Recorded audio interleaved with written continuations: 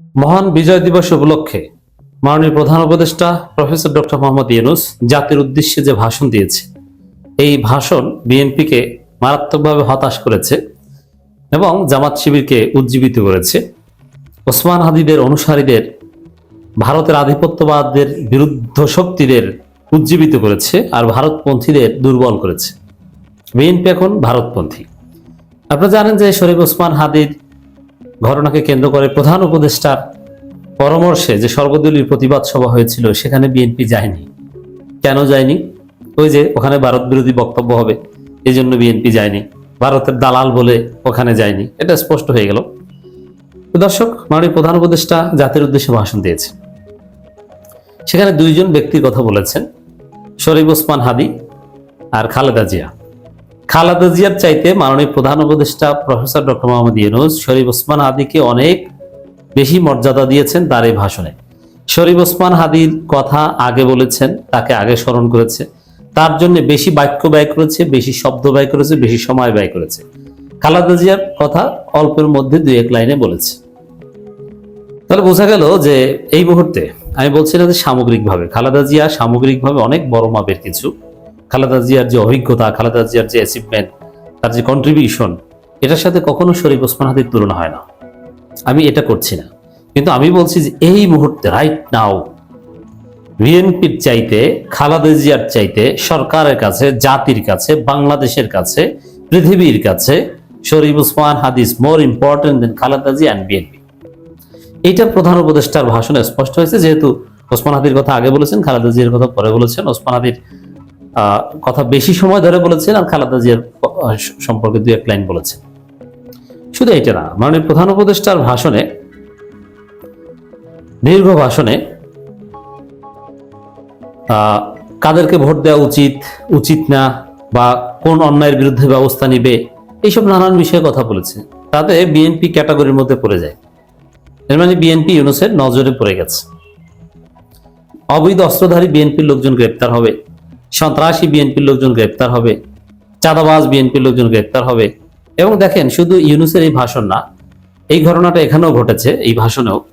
যেমন দুদকের যে বক্তব্য, নির্বাচন কমিশনের যে প্রচারণা, সেখানে ওই চাঁদাবাজ দুর্নীতিবাজকে ভোট দিবেন না, কারণ এটা তো বিএনপির বিরুদ্ধে চলে যায়। মজা না? বিএনপি এভাবে প্রত্যেক স্টেপে স্টেপে বেকায়দায় পড়ছে। তা ইউনূসের ভাষণ বিশ্লেষণ করলেও এরকম মনে হয় যেটা ইউনূসের বিরুদ্ধে চলে গেছে।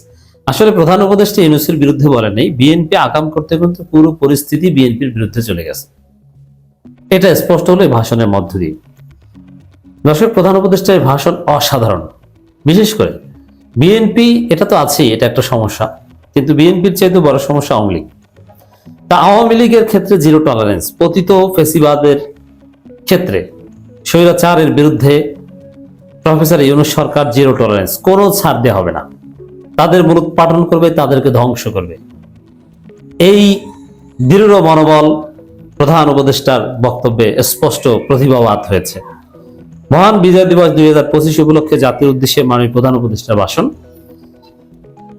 এখানে সবাইকে সালাম ও শ্রদ্ধা জানিয়েছেন এবং 1971 সালের আমাদের মহান বিজয়, মহান মুক্তিযুদ্ধকে স্মরণ করেছেন।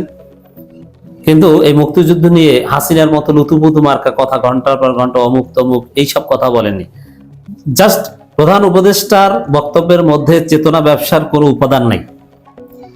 1971 সালে মুক্তিযুদ্ধের মাধ্যমে আমরা একটা স্বাধীন ভূখণ্ড পেয়েছি, হয়তো পুরোপুরি পলিটিক্যাল স্বাধীনতা পাইনি, কিন্তু ভূখণ্ড পেয়েছি। অতএব এটা একটা সেটেলড ইস্যু, স্বাধীনতার বিপক্ষে কেউ নাই এবং সবাই স্বাধীনতাকে মেনে নেয়। এবং প্রফেসর ইউনূস সরকারের পুরো কর্মকাণ্ড এই 71কে কেন্দ্র করে বিভাজনের পক্ষে নয়, ইউনিটির পক্ষে। গভীর শ্রদ্ধার সাথে মহান মুক্তিযোদ্ধাদের স্মরণ করেছেন এবং জুলাই মুক্তিযুদ্ধের ধারাবাহিকতায় জামাত যে চেতনায় বিশ্বাসী, যে 71-এর ধারাবাহিকতায় জুলাই গণঅভ্যুত্থানের মধ্য দিয়ে আমরা আবারও একটি বৈষম্যহীন, দুর্নীতিমুক্ত, স্বাধীন, সার্বভৌম গণতান্ত্রিক রাষ্ট্র ব্যবস্থা প্রতিষ্ঠার সুযোগ পেয়েছি। তবে প্রধান উপদেষ্টা আগে কিন্তু এই জুলাইকে বিপ্লব বলতেন।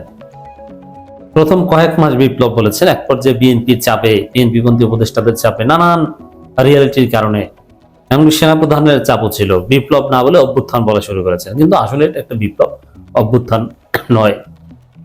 কিন্তু আমাদের বিপ্লবটা পূর্ণতা পায়নি, এটা একটা শর্টকামিংস।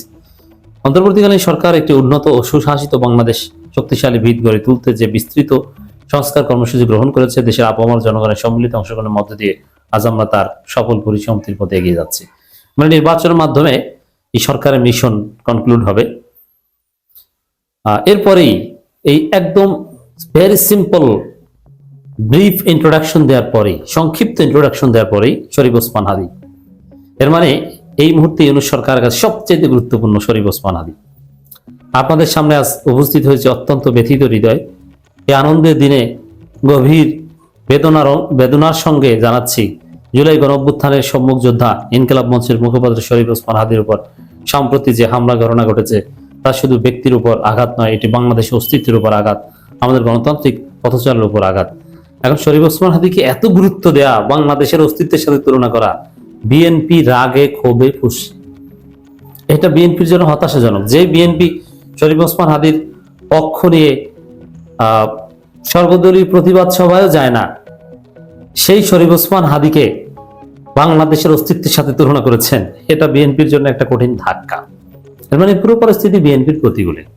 বিএনপি যদি মনে করে যে যাই হোক আমরা ভোটে জিতে যাব, পাগলের স্বর্গে বাস করছে। শরীফ ওসমান হাদি বর্তমান সংকটাপন্ন অবস্থায় চিকিৎসাধীন, তার চিকিৎসা নিরাপত্তা নিশ্চিত করতে সরকার প্রয়োজনীয় সব ব্যবস্থা গ্রহণ করেছে। এদের মধ্যে উন্নত চিকিৎসার জন্য তাকে সিঙ্গাপুরে পাঠানো হয়েছে। আপনারা মহান আল্লাহ তাআলার কাছে অন্তরস্থল থেকে তার জন্য দোয়া করুন। সরকার এই ঘটনাকে অত্যন্ত গুরুত্বের সাথে দেখেছে, ঘটনার সঙ্গে জড়িতদের প্রাথমিকভাবে চিহ্নিত করা গেছে। আমি দেশবাসীকে আশ্বস্ত করতে চাই, যারা এই ষড়যন্ত্র জড়িত তারা যেখানে থাকুক না কেন, তাদের কাউকে ছাড় দেওয়া হবে না। স্পষ্ট কথা। মানে আরো কত ভাবে বলছে দেখেন, আমি পরিষ্কারভাবে বলতে চাই, পরাজিত শক্তি ফেসিস্ট টেররিস্টদের অবচেষ্টা সম্পূর্ণভাবে ব্যর্থ করে দেওয়া হবে। ভয় দেখিয়ে, সন্ত্রাস ঘটিয়ে বা রক্ত ঝরিয়ে এদেশে গণতান্ত্রিক অগ্রযাত্রা কেউ থামাতে পারবে না। এত দীর্ঘ সময় কথা, এই বিএনপির শত্রু, চেতনাবাজদের শত্রু, ভারতের দালালদের শত্রু ওসমান হাদিকে নিয়ে বলবে প্রধান উপদেষ্টা, বিএনপির জন্য আবারও করুণা। বিএনপির কষ্ট হয় এই ভাষণ শুনলে, আমি জানি।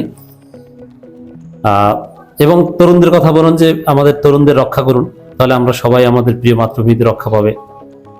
বিএনপির ইশারা ইঙ্গিত বিএনপির কথা নাই। বিএনপি যেটা দেখতে পারে না, তারুণ্য দেখতে পারে না, ঘুরে ফিরে ভাষণের একটা বড় অংশ জুড়ে সেই তারুণ্যের গুণগান, জয়গান ওসমান হাদিদের কথাই ছিল, যে সবাইকে জোর গলা বলতে হবে আমরা তরুণদের রক্ষা করব, নানান কিছু এই হাসনাত কিংবা এই ওসমান হাদিদের সাদিক কায়েমদের ইঙ্গিত করে বলেছেন, নাম নেননি, ওসমান হাদির নাম নিয়েছেন শুধু। কিন্তু বিএনপিতে তো কোনো তরুণ নাই, কোনো আইকনিক তরুণ আছে বিএনপিতে? একদম দেখান তো, ছাত্র দলে, যুব দলে। এবার আজকে ওই স্লোগান দেয়, চান্দা নেয়, রবিউল ইসলাম নয়ন না রবিউল আলম নয়ন। এরপরে খালেদা জিয়ার কথা একটু বলেছে যে অন্তর্বর্তী সরকার বেগম খালেদা জিয়ার অসুস্থতার বিষয়টিও সর্বোচ্চ গুরুত্বের সাথে দেখে আসে। খালেদা জিয়া বাংলাদেশ ইতিহাসে একটি গুরুত্বপূর্ণ অধ্যায়ের অবিচ্ছেদ্য অংশ। পরিবার যা চেয়েছে তার চিকিৎসার জন্য আমরা সেটা দিয়েছি, শেষ। এবং এরপরে যে কথাগুলো বলেছে, আওয়ামী লীগের বিচার, আওয়ামী লীগকে ছাড় দেওয়া হবে না, হাসিনা আসাদুজ্জামানকে ফেরত আনার চেষ্টা এবং গণভোটের ভোট দেওয়ার আহ্বান, ইত্যাদি ইত্যাদি, ভালো লোককে ভোট দেওয়া বা একটা সুন্দর সমাজ গঠন করা, এগুলো পুরোটাই বিএনপির বিরুদ্ধে যায়। মানে পরিস্থিতি এখন বিএনপির বিরুদ্ধে খেলছে।